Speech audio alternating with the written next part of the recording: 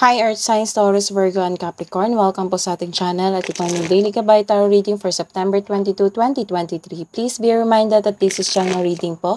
So maaari kayo makarelate o hindi. Just take what resonates. Gamitin ang reading na ito bilang gabay lamang. Balik po kayo dito bukas para sa ating Daily Gabay Tarot Reading for September 23, 2023. Please like, subscribe, and click bell button para updated po kayo sa Daily Tarot Reading natin. Maraming salamat po. Para po sa gusto magpa-reading, maaari nyo pong makuha ang link. Nasa description box po ito. Message nyo lang po ako sa messenger. Maraming salamat po. Spirit guys, ano po ang energy today ni Taurus, Virgo, and Capricorn ngayong September 22, 2023? So, this is a reverse card. Nagkaroon po kayo ng isang alaala. May ganap siguro ngayong araw na ito na na-recall mo yung past. So, some of you, sinasabi ay inaalala mo ang past o childhood mo, nag-iisip ka na mas better pa yung past than the present. So, may unhealthy attachment ka sa nakaraan.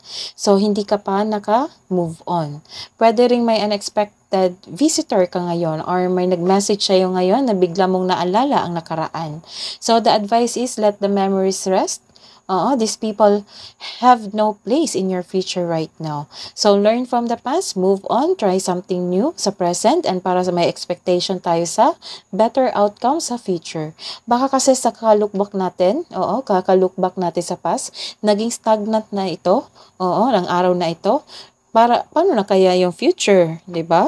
So, isipin natin yung present para sa future. So, this is sadness. May naalala ka sa past, so nagkaroon ka ng sadness, nasaktan ka naman.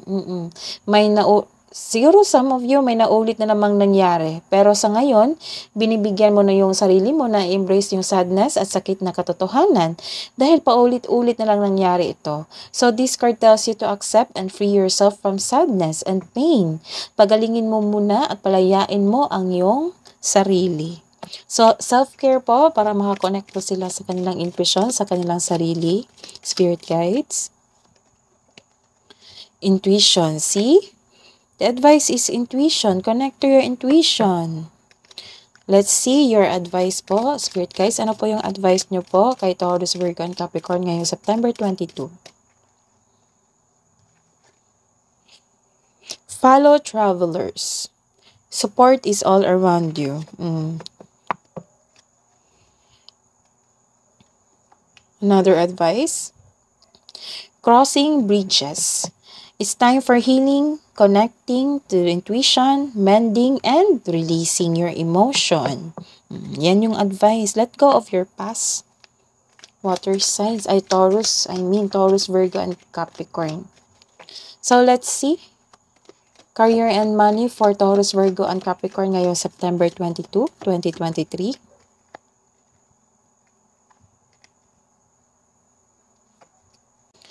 So, this is, you are very defensive ngayon sa inyong buhay, kaperahan at karera. Parang may kaaway ka or struggle na ganap. Pero nanindigan ka. Opo. So, may ganap na negotiation dito for a raise ng allowance, sweldo o contract. Yes, magkaroon ng successful agreement sa regarding sa inyong contract o sweldo man ito. Challenges may arise in your career. So, magkakaroon ng challenges, struggles in your career and kaperahan. So, pero, ang sinasabi dito, temporary lang ito. So, you are guarded. You are guarded. Tahimik ka lang sa inyong trabaho. You are guarded. Kasi ayaw mo nang masaktan. Kasi may nang away sa'yo dito eh. May nakikita akong away dito eh. So, you are guarded. Ayaw mo na masaktan, pero nag-o-observe ka sa inyong paligid. Siguro, mga kasamahan mo yan sa trabaho. Love and romance po. Advice. So, this card is a reverse card. Nagkaroon dito ng tension, away. It may be kaaway mo sa inyong kawork or taaway nyo sa bahay o sa inyong kapareha. Oo, kasi nagkaroon ng disbalanse dito eh. May nakikita akong irresponsableng tao, hindi marunong maghawak ng pera.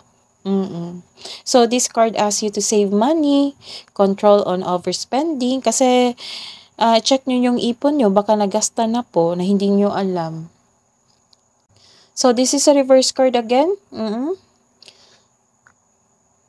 Nagkaroon ng delayed na celebration sa inyong monthsary, anniversary, or date man lang kasi nagkaroon ng disbalance sa inyong kaperahan. Ilan sa inyo nagkaroon, may na-end na cycle dito at dahil nito ay hindi ka ready sa changes. May pagkabigo talaga sa plano sa inyong date, sa inyong celebration. Maaring may inaantay kayong pera pero hindi pa dumating. Or nagkaroon ng disbalance kasi nagkaroon ng overspending. So, some of you, you are ready to move on. Pero may blockages. Itong mga blockages mo sa career and money at sa sarili mo at sa inyong kapareha or kasamahan nyo sa buhay. So, let's see. Anong iniisip mo? Anong iniisip niya para sa mga single? We need to let go each other. Sa mga relasyon, I feel you leaving me behind. Sa love advice po para sa mga single. You are pure magic. Sa mga relasyon. Admire. Someone's admire you. It might be your partner or someone likes you. So, it's time to think of everything that you admire in your partner. So, let's see. Ano po yung kabuang advice niyo po para kay Taurus, Virgo, and Capricorn ngayong September 22. Personal issues reaches resolution. So, magkaroon ng solusyon sa inyong problema. Sa career man, sa sarili nyo, or sa inyong karelasyon, or sa inyong bahay. Samahan nyo sa bahay. Message from Archangel Azrael. So, it's time to let go, prepare for change. So, prepare for change kasi you are crossing bridges dito. This is a new cycle.